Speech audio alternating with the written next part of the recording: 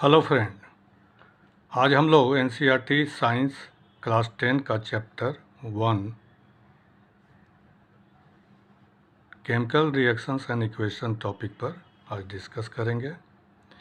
पहले भी हमारा बहुत सारा वीडियो साइंस के क्लास 10 के एनसीईआरटी बुक का बहुत सारे टॉपिक पर हमने वीडियो दिया है, आप उन सबको देख सकते हैं। एक्चुअली मेरा मानना है कि एनसीईआरटी जो बुक है वो काफ़ी कंसाइज वे में काफ़ी अच्छी बुक है और उसके हर वर्ड, हर टॉपिक पर, हर सेंटेंस पर बहुत अच्छा कंसेप्ट है।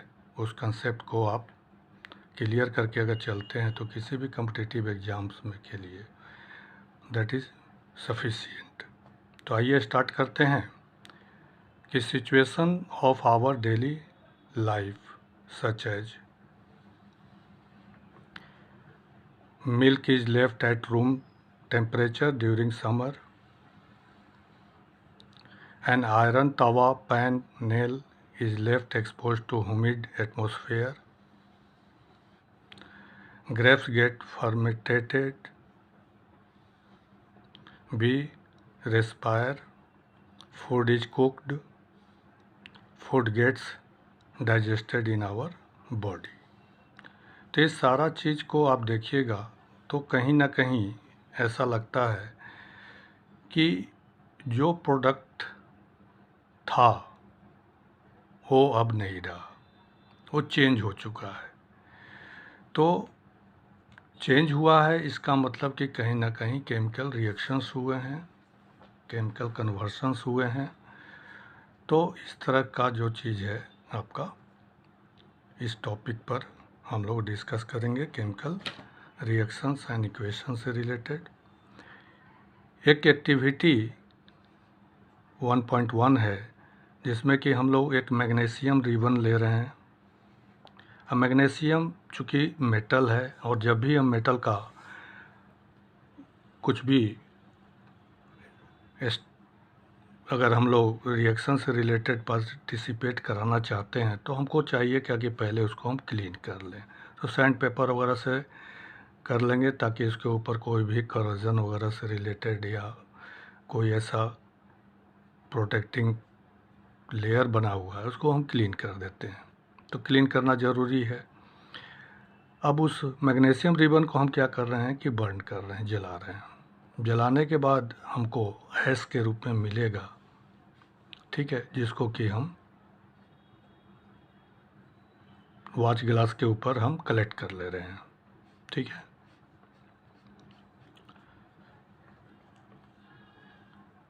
तो हमको एक वाइट पाउडर मैग्नीशियम ऑक्साइड मिलता है और इसमें आप देखिए कि मैग्नीशियम जो बर्न हो रहा था वो बिल्कुल चमकदार डैजलिंग फ्लेम के रूप में हमको मिलता है।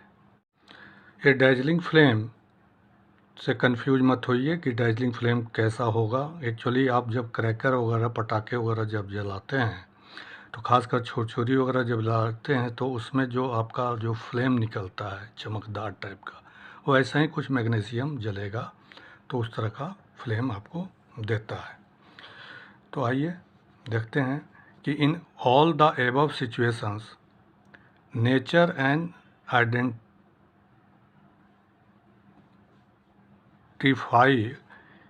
of the initial substances have somewhat changed। तो मैंने कहा कि यहाँ पर जो हमारा इनिशियल सब्सटेंस है वो कहीं ना कहीं चेंज हुआ है। Whenever a chemical change occur we can say that chemical reactions has taken place. तो कोई केमिकल चेंज हुआ है तो कहीं ना कहीं केमिकल रिएक्शंस ज़रूर हुआ है। फ्रॉम द एबव अच्छा, यहाँ पर हम लोग देखिए कि एक दो और एक्टिविटी है। अब लेड नाइट्रेट को में हम लेड नाइट्रेट ले रहे हैं और उसमें पोटेशियम आयोडाइड का सॉल्यूशन हम डाल रहे हैं, ठीक है। तो आप देखिएगा कि नीचे में एक सॉलिड प्रेसिपिटेशन के रूप में लेड आयोडाइड के जो बनता है, ठीक है, यहाँ पर इसमें तो हमको एक यहाँ पर प्रेसिपिटेशन के रूप में मिलेगा लेड नाइट्रेट का। तो ये भी एक हमको कहीं ना कहीं चेंज हुआ है, दोनों हमारा एक्वस सॉल्यूशन के रूप में था और अब हमको यहाँ पर सॉलिड मिल रहा है। दूसरा एक एक्टिविटी है कि जिंक ग्रेनुल हम ले रहे हैं और उसमें डाइल्यूट सल्फ्यूरिक एसिड हम मिला रहे हैं, तो हमको एक gas H2 hydrogen gas evolve होते हुए और यहाँ पर बबलिंग से रिलेटेड हमको मिलेगा। तो यहाँ पर देखिए कि फ्रॉम द एबव 3 एक्टिविटी, यहाँ पर 3 एक्टिविटी जो हम लोग डिस्कस किए, तो ये सारा एक्टिविटी में आप देखिएगा कि from the above 3 activity any of the following observation help us to determine whether a chemical reaction has taken place. तो कहीं ना कहीं कुछ आप देखिएगा कि स्टेट चेंज हुआ है, स्टेट में सॉलिड लिक्विड या गैस में कोई कन्वर्सन्स हुआ है, सॉलिड से लिक्विड बना है, लिक्विड से गैस बना है या सॉलिड से गैस बना है, इस तरह का चेंज इन कलर, कुछ कहीं ना कहीं कलर चेंजेज वगैरह से रिलेटेड हुआ है, क्या गैस वगैरह निकला है, टेम्परेचर में कोई चेंजेज आया है, इस तरह की बहुत सारा कोई जो चेंज हम देखते हैं तो हम कह सकते हैं कि यहाँ पर कहीं ना कहीं केमिकल रिएक्शंस हुए हैं, ठीक है। अब आइए देखते हैं कि केमिकल इक्वेशन। अब एक्टिविटी 1.1 जिसमें कि मैग्नीशियम रिबन को हम लोग ने एयर में जलाया था, तो उसमें can be described as when a magnesium ribbon is burnt in the oxygen it gets converted to magnesium oxide. तो एक तो है कि जो एक्टिविटी हमने किया है उसको सेंटेंस में इस तरह से हमने लिख दिया, ठीक है, तो एक हमको एक आधार बना, ठीक है।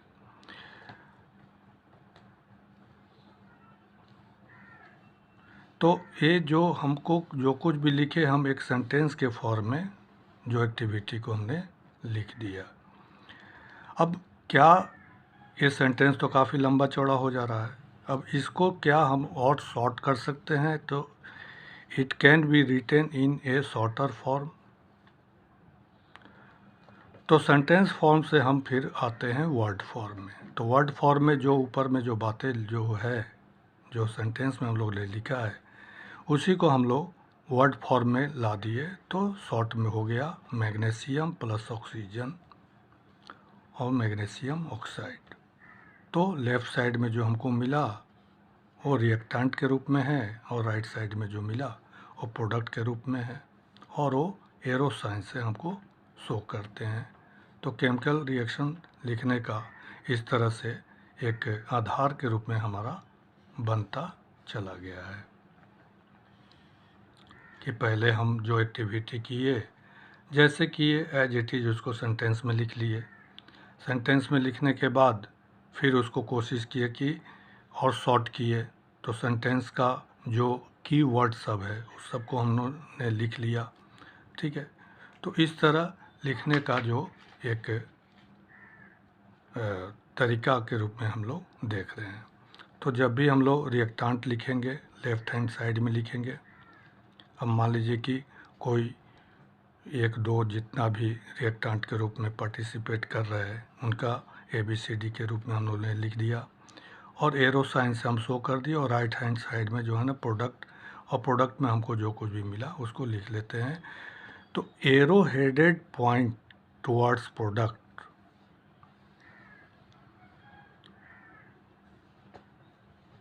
वो एक्चुअली शो कर रहा है कि रिएक्शन का डायरेक्शन किधर है। जो भी हम एरो साइन शो कर रहे हैं वो रिएक्शन का डायरेक्शन हमारा शो करता है।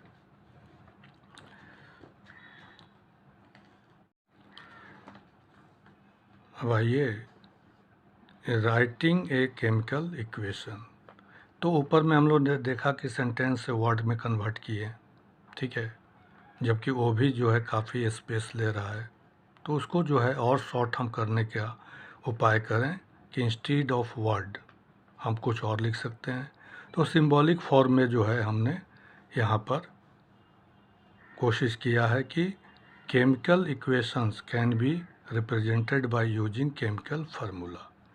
तो क्या है कि सारे केमिकल्स का, सारे एटम्स का कोई ना कोई सिंबल है। जैसे मैग्नीशियम को Mg लिखते हैं, ऑक्सीजन को O2 लिखते हैं, ठीक है। तो उनको रिएक्शन से करके जो है हम इस तरह लिख सकते हैं। तो ये जो कुछ भी हमने लिखा, अब देखिए कि सेंटेंस को वर्ड को फिर सिंबल के रूप में, फार्मूला के रूप में लिखा। तो इससे जो कुछ भी हमारा सिंबॉलिकली ट्रांसलेशन जो हुआ है, जो उसको हम लोग ने एज इट इज़ जो लिख दिया है, तो इसको हम बोलते हैं कि ये हमारा एक स्केलेटल केमिकल इक्वेशन के रूप में तैयार हो गया, एक ढांचा तैयार हो गया। स्केलेटल का मतलब एक ढांचा तैयार हो गया, ठीक है। जनरली ये अनबैलेंस्ड केमिकल इक्वेशन होता है, कभी कभी बैलेंस्ड भी हो जाता है, मगर ज़्यादातर स्केलेटल केमिकल इक्वेशन जो है अनबैलेंस्ड रहेगा। By counting and comparing the number of atom of each element on left hand side and right hand side of the arrow, तो वो हम चेक करेंगे कि बैलेंस है कि नहीं बैलेंस है। तो उसका एटम्स के नंबर को दोनों साइड में हम लोग ने चेक कर लिया और चेक करके देखा कि जितना हमारा लेफ़्ट हैंड साइड में है उतना ही राइट साइड में है कि नहीं है। तो अगर ऐसा नहीं है तो हम कहेंगे कि अनबैलेंस्ड केमिकल इक्वेशंस है। तो वहाँ पर क्या होगा कि मास जो है दोनों साइड में हमको सेम नहीं मिलेगा। अब फॉर एग्जांपल आप देखिए कि मैग्नीशियम के जिसका कि 24 यू के रूप में हम लोग लेते हैं, ऑक्सीजन का 16 जो कि 2 से मल्टीप्लाई किया तो 32 यू हो गया। अब इन दोनों को ऐड कर रहे हैं तो MgO से रिलेटेड हमारा जो है ना 40 यू मिल रहा है। और जबकि इधर हमारा जो है एक तरह से आप देखिए कि 56 यू बन रहा है लेफ़्ट हैंड साइड में, जो कि बैलेंस्ड नहीं है, ठीक है। तो बैलेंस नहीं है तो फिर हमको बैलेंस करने की ज़रूरत होती है।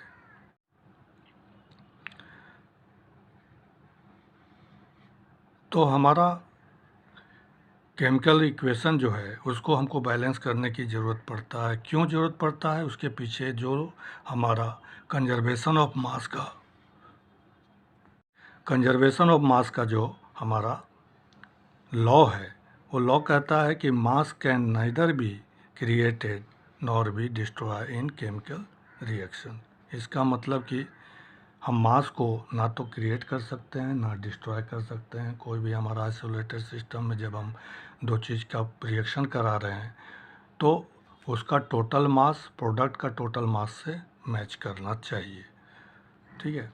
तो total mass of the element present in a reactant equal to total mass of the element present in the product होना चाहिए, ठीक है। तब यहाँ पर एग्जांपल के तौर पर आप देखिए कि अगर हम जिंक को ले रहे हैं, जिंक इधर 1 हुआ, हाइड्रोजन 2, सल्फ़र 1, ऑक्सीजन 4, तो ये हमारा एक एग्जांपल के रूप में मिला कि ये हमारा एक बैलेंस्ड इक्वेशंस है। उसी तरह यहाँ पर अनबैलेंस्ड इक्वेशन का एक एग्जांपल देखिए कि ये P यहाँ पर 1 है, या जबकि यहाँ पर 3 हो जा रहा है। ऑक्सीजन 1 ही है जबकि यहाँ पर 4 है। हाइड्रोजन 2 है तो 2 है। तो ये अनबैलेंस्ड का इक्वेशन है। तो balancing a chemical equation involve ensuring that the number of atoms of each element is the same on the both side of the arrow.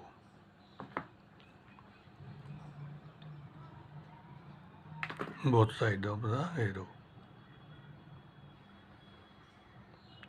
तो बैलेंसिंग से रिलेटेड जो है वो एक प्रैक्टिस से रिलेटेड टॉपिक है, और इस टॉपिक को हम अलग से वीडियो देंगे जिसमें कि कैसे बैलेंस किया जाता है, ठीक है। तो बैलेंसिंग पर हम अलग से वीडियो दे देंगे, उसमें बहुत सारा डिस्कस भी कर लेंगे, आप समझ लीजिएगा। फ़िलहाल हम आगे बढ़ते हैं कि types of chemical reaction, types of chemical reactions. तो एक बात ऐसी समझ लीजिए कि जितना भी केमिकल रिएक्शंस हो रहा है, ठीक है, तो यहाँ पर कहीं ना कहीं रिएक्टांट जो रिएक्ट करना चाह रहा है और दूसरे प्रोडक्ट में कन्वर्ट होना चाह रहा है, जब तक कि उसको कुछ फ़ायदा नहीं होगा तो क्यों करेगा। सिंपल सा बात है। कोई भी चीज़ का अगर हम देखें तो यहाँ पर फ़ायदा और नुकसान से रिलेटेड है। अगर हमको फ़ायदा नहीं हो रहा है तो हम आगे क्यों बढ़ें। तो यहाँ भी रिएक्टेंट का कुछ ऐसा ही कुछ खेला है कि रिएक्शन जब होगा तो रिएक्शन के पीछे रिएक्टेंट आपस में ये चीज़ ज़रूर जज करता है कि उसको फ़ायदा हो रहा है या नहीं हो रहा। फ़ायदा क्या है, यहाँ पर रिएक्शंस के पार्ट में हम समझने की कोशिश करें कि फ़ायदा के रूप में क्या है। Chemical reactions involve the breaking and making of the bond between atom to produce new substance.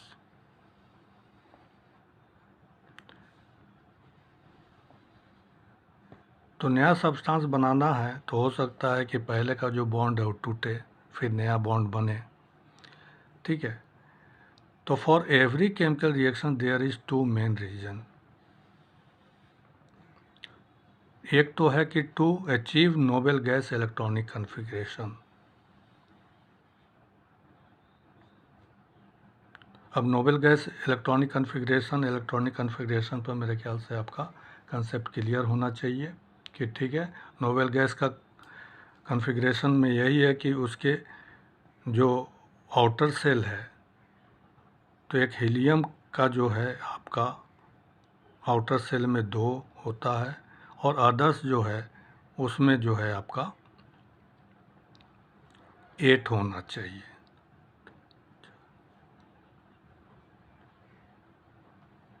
तो हर जितना भी हमारा एलिमेंट है और एटम्स है, वो सब कुछ जो है वो अपना एक नोबल गैस कन्फिग्रेशन पाने के लिए बेताब रहता है, कोशिश करता है, और सारा रिएक्शन के पीछे यही खेला है कि क्या उसका ये डुएट या ऑक्टेट का पर्पस सॉल्व हो रहा है या नहीं है, ठीक है। दूसरा है कि to achieve stability by lowering its energy level. तो आप एक चीज़ समझ जाइए कि एक स्टेबिलिटी पाने के लिए एनर्जी लेवल को डाउन करना चाहता है, और ये रिएक्शन में अगर ये ऑप्शंस मिल रहा है तब तो वो रिएक्ट करेगा, अदरवाइज नहीं करेगा।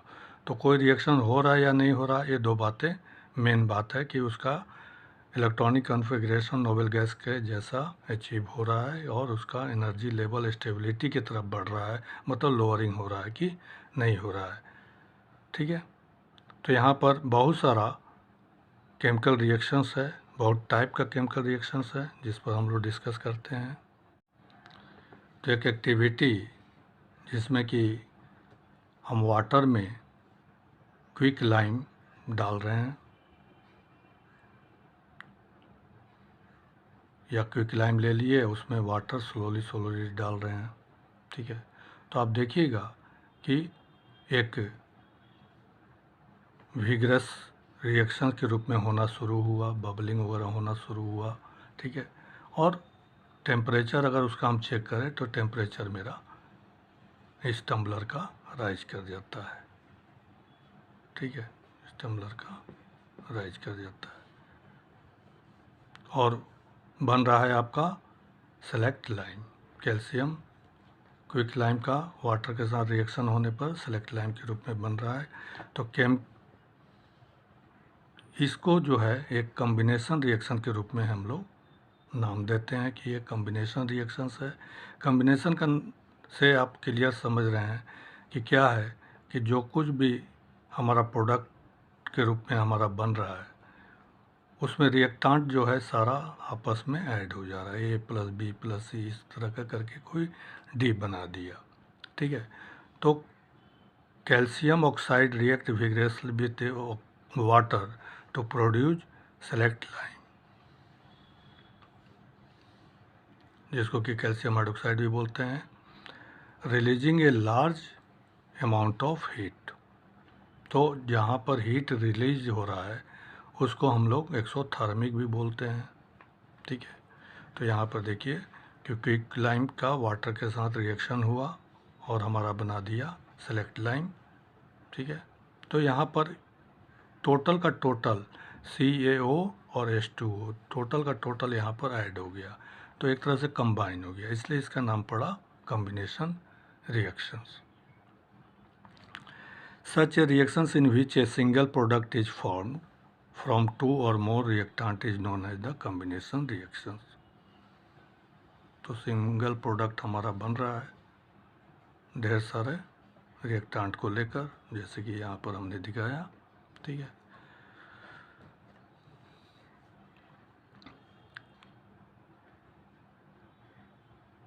अब ये जो हमारा और भी बहुत सारा एग्जांपल्स के रूप में कॉम्बिनेशन पे है, जैसे कि कार्बन का ऑक्सीजन के साथ हम जला रहे हैं तो कार्बन डाइऑक्साइड बना रहा है और हीट निकल रहा है। हाइड्रोजन हमारा वाटर के साथ बर्न होके वाटर बना ले रहा है। अमोनिया को मीथेन को हम जलाएंगे ऑक्सीजन में तो कार्बन डाइऑक्साइड और H2O हमारा बनेगा, हीट प्रोड्यूस करेगा, ठीक है। तो इस तरह जो है हमारा बहुत सारा एग्जाम्पल के तौर पर कॉम्बिनेशन रिएक्शन में मिलेगा। एक और भी आपके बुक में क्वेश्चन के रूप में करता है कि क्या respiration is an exothermic process. तो जितना भी कॉम्बिनेशन रिएक्शन में आप अभी तक देखें कि सब में हीट प्रोड्यूस हो रहा है, तो yes, we get energy from food to stay alive. During digestion food is broken down into simpler substance। तो फूड जो है हमारा खासकर राइस, पोटैटो, ब्रेड जो है वो कार्बोहाइड्रेट होता है और कार्बोहाइड्रेट जो है डाइजेशन होकर जो है ग्लूकोज में कन्वर्ट होगा और एक ग्लूकोज जो है फिर हमारा ब्लड में मिक्स हो जाता है और जब हम रेस्पिरेशन करते हैं तो हमारा लंग्स में जाकर जो है वो एक तरह से बर्न होता है, ऑक्सीडाइज होता है और कार्बन डाइऑक्साइड के रूप में हमारा हम लोग पास करते हैं और वाटर ही बनेगा और साथ में हमारा हीट प्रोड्यूस होगा। ये एनर्जी जो है हमारे बॉडी को मिलता है जिससे कि हम लोग अपना फंक्शन कर पाते हैं, ठीक है। तो यहाँ पर आप देखिए कि एक्सोथर्मिक रिएक्शन किसको बोलेंगे। एक्सोथर्मिक रिएक्शन में होगा कि जो भी हीट निकलेगा वो एनवायरनमेंट में जाएगा और जस्ट उल्टा एंडोथर्मिक रिएक्शन बोलेंगे जिसमें कि सिस्टम में हीट जाएगा। अब जैसे आप खाना बना रहे हैं तो बर्तन को गर्म कर रहे हैं तो क्या कर रहे हैं, बर्तन को हीट आप दे रहे हैं, यहाँ पर ये एंडोथर्मिक हो गया। और कोई ऐसा रिएक्शन जैसे कि कार्बन को आप जलाए ऑक्सीजन तो फिर आप देखिएगा कि हीट बाहर निकलने लगा, हीट आपको मिल रहा है, सिस्टम जल रहा है, हीट आपको मिल रहा है। तो एक्सोथर्मिक में हीट रिलीज हो रहा है और जबकि एंडोथर्मिक में हीट एब्जॉर्ब हो रहा है, ठीक है। तो यहाँ पर आपका जो कैल्शियम क्विक लाइम जो था वाटर के साथ रिएक्ट करके सेलेक्ट लाइम बनाया था, ठीक है। अब ये सेलेक्ट लाइम जो बनता है हमारा तो उसको वाइट वॉशिंग के रूप में हम लोग यूज करते हैं। वाइट वॉशिंग करेंगे तो शुरू में तो वाइट वॉश के रूप में आप कर देंगे चूना तो बहुत रफ़ टाइप का उसका फिनिशिंग आपको फील होगा, और कुछ दिन के बाद 2-4-5 दिनों के बाद 1 सप्ताह के बाद जो है आप देखिएगा कि उसमें ग्लॉस आना शुरू हुआ। तो ये ग्लॉस के पीछे जो है मेन कारण क्या होता है कि कैल्शियम कार्बोनेट का फॉर्मेशन होता है कार्बन डाइऑक्साइड के साथ रिएक्ट करके, और कैल्शियम कार्बोनेट जो है एक तरह का मार्बल के रूप में होता है जिसके चलते वो ग्लॉस के रूप में आपका वॉल पर आ जाता है। तो वाइट वॉश में एक्चुअली हम लोग सेलेक्ट लाइम यूज कर रहे हैं, ठीक है। सेलेक्ट लाइम से हम पोचाड़ा कर दिए और जब वो छोड़ दिए तो इन्वायरमेंट में जो कार्बन डाइऑक्साइड है उसके साथ रिएक्ट करके क्या हुआ कि वो कैल्शियम कार्बोनेट में कन्वर्ट हुआ और तब उसमें ग्लॉस हो गया। और ठीक है, जब कैल्शियम कार्बोनेट के रूप में हो जाएगा तो फिर उसको आप पानी में घोलना चाहिएगा तो इम्पॉसिबल है, वो घुलेगा नहीं। एक और decomposition of vegetable matter into compost, ये भी आपका एक्सोथर्मिक रिएक्शन से रिलेटेड है। कभी आप इस तरह का कंपोस्ट वगैरह जहाँ पर डाला हुआ है, कभी अगर आप सफाई करने की कोशिश किए हो, इसमें हाथ डाल के आप देखिएगा तो आपको गर्म फील होगा, ठीक है। तो यहाँ पर जो कुछ भी रिएक्शन हो रहा है, गर्म हो रहा फील हो रहा है, इसका मतलब कि जो रिएक्शंस हो रहा है उससे कहीं ना कहीं हीट जनरेट हो रहा है, ठीक है। तो आइए यहाँ पर अभी हमने एक डिस्कस किया कि रिएक्शन के पीछे जो हमारा एनर्जी का जो मेन खेला है उस खेला को समझिए, ठीक है। तो आप देखिएगा कि एक्सोथर्मिक रिएक्शंस में हमारा जो रिएक्टांट है, ठीक है, रिएक्टांट का एनर्जी लेवल मान लीजिए कि ये आपका पोटेंशियल एनर्जी का लेवल है, ठीक है, पोटेंशियल एनर्जी का लेवल है और रिएक्टांट का लेवल कुछ यहाँ शो कर रहा है, ठीक है। अब जैसे कि कार्बन और ऑक्सीजन का जो रिएक्शन के रूप में आप देख रहे हैं, कार्बन डाइऑक्साइड हमारा बन रहा है, तो हो क्या रहा है कि ये मान लीजिए कि कार्बन और ऑक्सीजन का हमारा पोटेंशियल लेवल का एनर्जी है, ठीक है। तो कार्बन को आप जलाने के लिए थोड़ा सा क्या करिएगा कि एक्टिवेशन एनर्जी दीजिएगा, एक्टिवेट करने के लिए, जैसे कि तिल्ली से या कुछ भी आप जलाए तो इतना एनर्जी तो आप उसको दे दिए, ठीक है। तिल्ली जलाए कार्बन को तो ये आपका एक्टिवेशन एनर्जी लिया और उसका एनर्जी लेवल पहले जो था उससे थोड़ा सा ऊपर राइज हुआ, ठीक है ना। राइज होने के बाद जब कार्बन जलने लगा तो आप देखिएगा कि हीट रिलीज करना शुरू किया, हीट रिलीज करना शुरू किया, ठीक है, हीट रिलीज करना शुरू किया और तब जाके जो है वो सेटल हो गया कार्बन डाइऑक्साइड।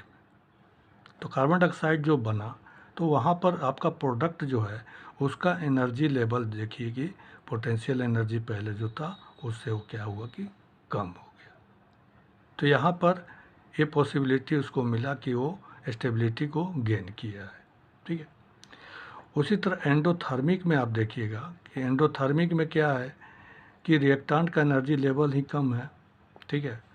तो उसको क्या है कि रिएक्शन कराने के लिए उसको हीट आपको देना होगा, हीट आपको देना होगा। तो हीट देने पर जो है एक तरह से समझिए कि इतना दूर तक उसको एक्टिवेशन एनर्जी ही लग जाता है और बहुत कम ही जो है वो इन्वायरमेंट में अपना हीट रिलीज कर पाता है।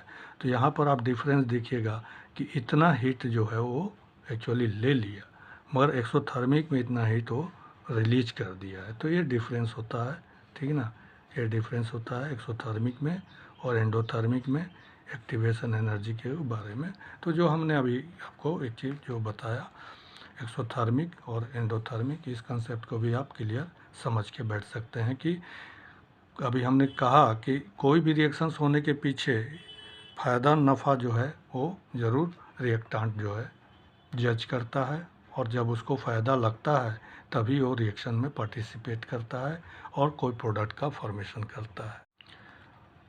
अभी कॉम्बिनेशन रिएक्शन से रिलेटेड हम लोग डिस्कस किए, अब आइए डिकम्पोजिशन रिएक्शन से रिलेटेड हम लोग बात कर रहे हैं। तो कॉम्बिनेशन का जस्ट ये उल्टा है। वहाँ पर क्या था कि बहुत सारा रिएक्टेंट जो है वो मिल के सिंगल प्रोडक्ट बनाया था और यहाँ पर सिंगल प्रोडक्ट रिएक्टेंट जो है वो टूट के जो है ना बहुत सारा प्रोडक्ट के रूप में हमको देता है। तो आइए कुछ एक्टिविटी पर डिस्कस पहले करें, ठीक है। कि एक हमारा टेस्ट ट्यूब है, उसमें हमने क्या किया कि फेरस सल्फेट क्रिस्टल हमने ले लिया जिसका कि कलर लाइट ग्रीन है, ठीक है। अब उसको हम हीट कर रहे हैं। हीट करने से क्या है कि उसका जो कलर है वो हम देख रहे हैं कि रेडिश ब्राउन में कन्वर्ट हो रहा है, जिसका कि टेस्ट करते हैं तो ये फेरिक ऑक्साइड के रूप में हमको मिलता है। और साथ ही साथ हमको सल्फ़र का बर्निंग स्मेल के रूप में हमको मिलेगा। ठीक है, सल्फ़र का बर्निंग स्केल, तो सल्फ़र बर्न अगर होता है तो सल्फ़र डाइऑक्साइड सल्फ़र ट्राइऑक्साइड के रूप में कन्वर्ट होता है।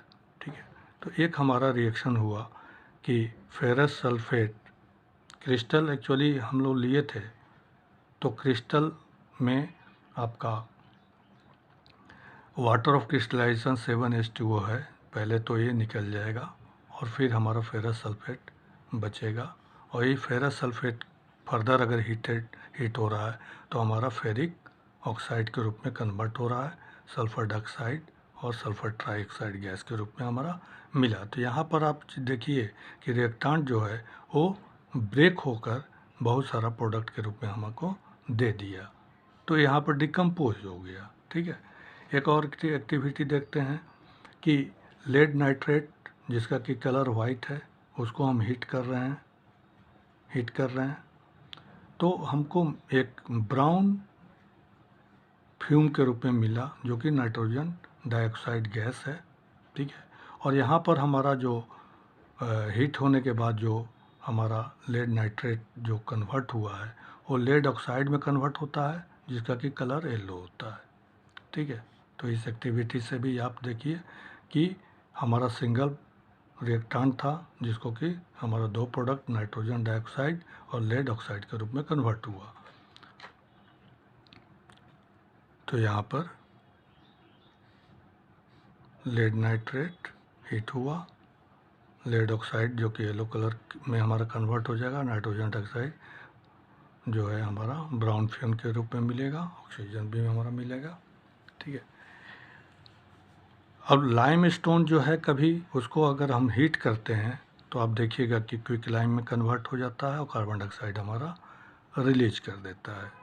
उसी तरह वाटर को हम इलेक्ट्रिसिटी यदि पास करते हैं, थोड़ा सा एसिड के रूप में H2SO4 वगैरह मिलाकर जब हम इलेक्ट्रिसिटी पास करेंगे तो हम देखेंगे कि हमारा इलेक्ट्रोड्स पर हाइड्रोजन और ऑक्सीजन गैस कलेक्ट होता है। तो एक तरह का एक प्लास्टिक का एक मग है, यहाँ पर हम लोगों ने छेदा कर डाला है, वहाँ पर हम इलेक्ट्रोड फिट कर दिए हैं।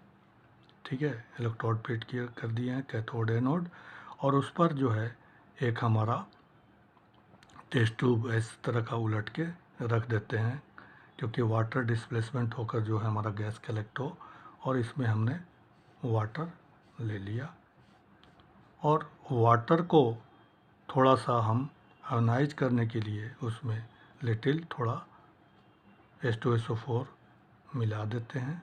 ठीक है, और अब जब हम यहाँ से इलेक्ट्रिसिटी पास करते हैं तो हम देखेंगे कि हमारा जो वाटर है वो ब्रेक हो गया। अब हाइड्रोजन जो है वो कैथोड की तरफ जाने लगता है और ऑक्सीजन जो है वो एनोड की तरफ जाने लगता है। तो हमारा जो यहाँ पर कलेक्शंस हुआ, तो कलेक्शंस में भी आप देखिएगा कि वॉल्यूम के रूप में जो हमारा हुआ, तो ऑक्सीजन का वॉल्यूम और हाइड्रोजन का वॉल्यूम में कंपेयर कीजिएगा तो जस्ट डबल का फ़र्क पड़ेगा। और यहाँ पर आप रिएक्शन से रिलेटेड आप समझ रहे होंगे कि 2:1 का रेशियो के रूप में हमारा वॉल्यूम कलेक्शन होता है। ठीक है, तो रिएक्शन से भी रिलेटेड हमारा बहुत सारा चीज़ जो है आपको देखने को मिलेगा। ठीक है, उसी तरह हम सिल्वर क्लोराइड ले रहे हैं या सिल्वर ब्रोमाइड ले रहे हैं, चाइना डिस्क में ऐसा ले रहे हैं, और लाइट के प्रेजेंस में हम जब रख देते हैं, लाइट के प्रेजेंस में जब हम रखते हैं तो आप देखिएगा कि ये हमारा डिकम्पोज हो जा रहा है। सिल्वर क्लोराइड सनलाइट के प्रेजेंस में ये सिल्वर एंड क्लोरीन गैस में कन्वर्ट हो गया। उसी तरह सिल्वर ब्रोमाइड भी हमारा डिकम्पोज हो गया। तो ये सारा जो है डिकम्पोजिशन से रिलेटेड है। और अब जो है आप एक तरह से कंपेरिजन कर लीजिए कि हमारा जो कॉम्बिनेशन रिएक्शंस हुआ था, तो यहाँ पर बहुत सारा रिएक्टेंट मिलकर एक प्रोडक्ट के रूप में हमारा प्रोडक्ट के रूप में हमारा बनाया था, बहुत सारा रिएक्टेंट मिलकर प्रोडक्ट के रूप में बनाया, ठीक है, और हमको हीट दिया, ठीक है। जस्ट उल्टा यहाँ पर आप देखिए कि बहुत सिंगल प्रोडक्ट, सिंगल हमारा रिएक्टेंट जो है ढेर सारा प्रोडक्ट में कन्वर्ट हुआ और हीट को लिया है, मतलब ये एंडोथर्मिक है। कॉम्बिनेशन रिएक्शन आपका एक्सोथर्मिक मिला और डिकम्पोजिशन रिएक्शन जो होगा वो एंडोथर्मिक होगा, ठीक है, एंडोथर्मिक होगा। तो the decomposition reactions require energy. अब ये एनर्जी जो है वो किसी भी फॉर्म में हो सकता है, हीट के फॉर्म में हो सकता है, लाइट के फॉर्म में हो सकता है, या इलेक्ट्रिसिटी के फॉर्म में हो सकता है। कोई भी फॉर्म में एनर्जी वो लेगा और लेकर जो है वो ब्रेक डाउन करता है रिएक्टेंट को और डिफरेंट प्रोडक्ट हमारा बना के दे देता है। Reactions in which energy is absorb are known as the endothermic reactions. अब सिल्वर क्लोराइड और सिल्वर ब्रोमाइड जो है ये हमारा फोटोग्राफिक प्लेट में यूज होता है, ब्लैक एंड वाइट फोटोग्राफी में। एक्सरे वगैरह का प्लेट वगैरह आप देखिए तो वो उसमें क्या होता है कि सिल्वर क्लोराइड का ही कोटिंग रहता है, जो कि लाइट के प्रेजेंस में आकर जो है वो आपका ब्रेक कर जाता है, और ब्रेक करने के बाद फिर हम उसको वॉश आउट कर देते हैं, तो हमारा वो जो है परमानेंट रिएक्शन के रूप में हमारा दिखाई देता है। तो कॉम्बिनेशन और डिकम्पोजिशंस में मेरे ख्याल से आपका कंसेप्ट क्लियर हो गया होगा। तो कंसेप्ट को आप क्लियर करके चलिए फ्रेंड, है ना। किसी भी तरह का कोई भी एग्ज़ाम, सब कुछ एक चीज़ साफ रूप से मैं कह रहा हूँ कि कंसेप्ट ही आपका हमेशा काम आएगा। कहीं भी कोई रटते हैं या कुछ भी करते हैं तो सारा चीज़ जो है एक तरह से एवापोरेट कर देगा माइंड से। आप हमेशा कंफ्यूज रहिएगा, आपका कॉन्फिडेंस लेवल काफ़ी लो रहेगा। कंसेप्ट को क्लियर करके चलिए, ठीक है। अभी मैं 10th लेवल का टॉपिक को उठा रहा हूँ, आस्ते आस्ते हायर लेवल में भी लेके जाऊँगा, ठीक है। मगर सब जगह जो है एक दूसरे से कनेक्ट करके आप देखिएगा कि कंसेप्ट अगर क्लियर है तो आप लोअर क्लास से लेकर हायर क्लास तक आपको कहीं भी कोई दिक्कत नहीं आएगी, ठीक है फ्रेंड। आप मेरे वीडियो को अगर लाइक करते रहिए, अगर आपको अच्छा लगे तो मेरे चैनल को सब्सक्राइब भी कर लीजिए ताकि टाइम पर हमारा वीडियो मिलता रहे, ठीक है। Thank you for watching my video friend.